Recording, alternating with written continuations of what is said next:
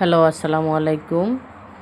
Video শুরুতে সবাইকে শুভেচ্ছা অভিনন্দন। যে যেখান থেকে দেখছেন সবাইকে অনেক অনেক ভালোবাসা। কে কোথায় আছেন, কেমন আছেন? আশা করি সবাই ভালো আছেন। আজকে আমি আপনাদের জন্য খুবই সুস্বাদু একটা রেসিপি নিয়ে চলে আসলাম। আজকে আমি আপনাদেরকে দেখাবো নালা রান্না করা, কিভাবে নালা রান্না করা যায়। তো দেখেন, আমি নালাগুলা পরিষ্কার করে ধুয়ে নিয়েছি, পেঁয়াজ দিয়ে দিয়েছি, আদা রসুন দিয়েছি, আদা রসুনের পেস্ট করে দিয়ে দিয়েছি। এভাবে একটা একটা করে মশলা সবগুলো দিয়ে দিব, লবণটাও দিয়ে দিচ্ছি স্বাদ মতো। তারপরে আরও একটু লবণ দিয়ে দিলাম। যেহেতু নলাগুলো কিন্তু অনেকগুলা, যদিও পাতিল বড় হওয়ার কারণে মনে হচ্ছে অল্প কয়েকটা, আসলে অত অল্প না। আসলে আমার ফ্যামিলি মেম্বারও কম, তাই ওই হিসাবে একজন জনপ্রতি 2টা করে হিসাব করে দিয়েছি। আরও রেখেছি, আর একদিন খেতে পারবে, কারণ বাচ্চারা তো ছোট, তাই সবগুলো একাত্রে রান্না করতে যাই নাই। এখানে দেখেন হলুদ, মরিচ, জিরার গুঁড়িও দিয়েছি। জিরার গুঁড়িটা আমি জিরা এবং ধনিয়া একাত্রে পরিষ্কার করে রোদে শুকিয়ে একাত্রে মিশ্রণ করে মেশিন থেকে নিয়ে এসেছি, তাই জিরা ধনিয়া একাত্রে দিয়ে দিলাম, তেজপাতা দিয়ে দিলাম। মোটামুটি সবগুলা মশলা দেওয়ার চেষ্টা করেছি। আর এই নাল রান্নাতে কিন্তু সবগুলো মশলা না হলে কিন্তু আপনার পারফেক্ট মজাটা আসবে না। একটু তেলও দিয়ে দিয়েছি, কারণ তেল একটু কম দিয়েছি কি এর জন্য, কারণ নালাতে কিন্তু প্রচুর তেল হয় উঠে, এবং আবার লাস্টে কিন্তু আবারও বাগার দিতে হয়, সেজন্যই আমি একটু কম করে তেল দিয়েছি। এখন আমি পানিটা অ্যাড করে দিচ্ছি। পানিটা একবারে দিয়ে দিব, যেহেতু বারবার দিলে কিন্তু স্বাদটা ভালো আসবে না। একবারে দিয়ে দিব, ওই পানিতেই সেদ্ধ করব, ওই পানিতে একদম পারফেক্টভাবে হয়ে নেমে যাবে নালাটা।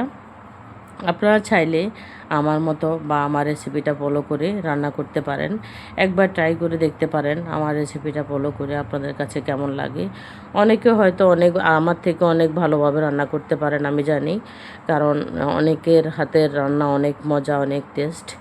তো আমিও তাই চেষ্টা করি আমার মতো করে রান্না করার জন্য বা সুস্বাদু করার জন্য। তো এজন্য আমি দেখেন সবগুলো মশলা দিয়ে পানিটা অ্যাড করে দিয়ে ভালোভাবে মিশ্রণ করে দিয়েছি।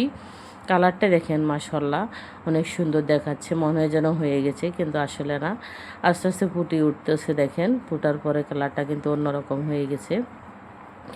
এভাবে ফুটফুটে আস্তে আস্তে হতে হতে কিন্তু, আর নালার চুলাটা কিন্তু একদম লো হিটে রাখা যায় না, মানে মিডিয়াম হিটে রাখতে হয়, কারণ এটা সিদ্ধ হওয়ার ব্যাপার আছে, মশলাগুলো সিদ্ধ হওয়ার ব্যাপার আছে।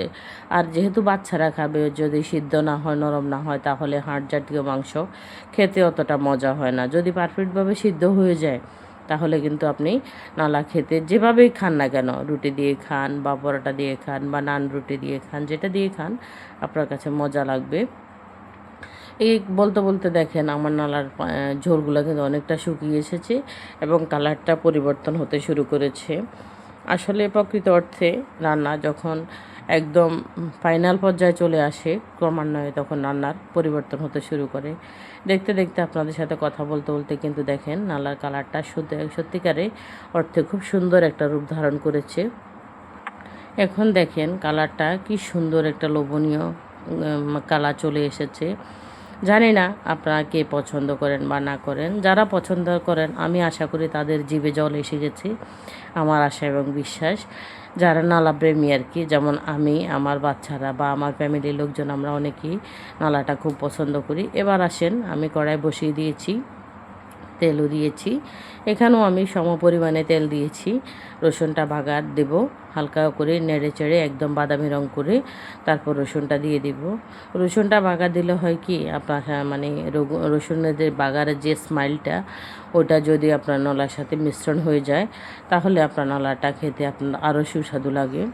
তো যারা পছন্দ করেন তারা দিতে পারেন, আর যারা পছন্দ না করেন তারা অ্যাভয়েড করতে পারেন, কারণ রান্নার শুরুতেই কিন্তু রসুন বাটা দেওয়া হয়েছে। তো সেক্ষেত্রে আপনি এটা অ্যাভয়েড করলে কোনো সমস্যা নেই। এটা জাস্ট একটু গ্রান বাড়াবে, একটু স্বাদ বাড়াবে, এই জন্যই দেওয়া। আমি পছন্দ করি তাই আমি দিয়েছি। আপনারা যারা ভালোবাসেন এই ধরনের খাবার বা এভাবে এই ধরনের স্মাইল, বিশেষ করে রসুনের স্মেলটা অনেকেই পছন্দ করেন না, তারা পছন্দ না করলে অ্যাভয়েড করতে পারেন। আর যারা যারা পছন্দ করেন, ঝাল ভালোবাসেন, যাদের কাছে খেতে ভালো লাগে রসুন বা রসুনের স্মেল, তারা দিতে পারেন, সমস্যা নেই। তো এখানে দেখেন আমার রান্না মোটামুটি হয়ে গেছে। আমি কিন্তু চুলা থেকে নামাই না, এখন কিন্তু একদম মৃদু আঁচে রেখে দিয়েছি।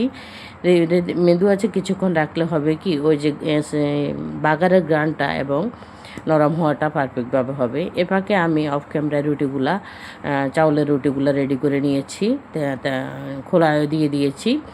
এখন আপনাদেরকে বাটিতে নিয়ে দেখিয়ে দেব যে নালাটা পারফেক্টভাবে হয়েছে কি না। তো চলেন দেখাই। এই যে দেখেন, আসলে পাতিলে যতটা ছোট দেখা গেছে কিন্তু বাস্তবে অতটা ছোট না।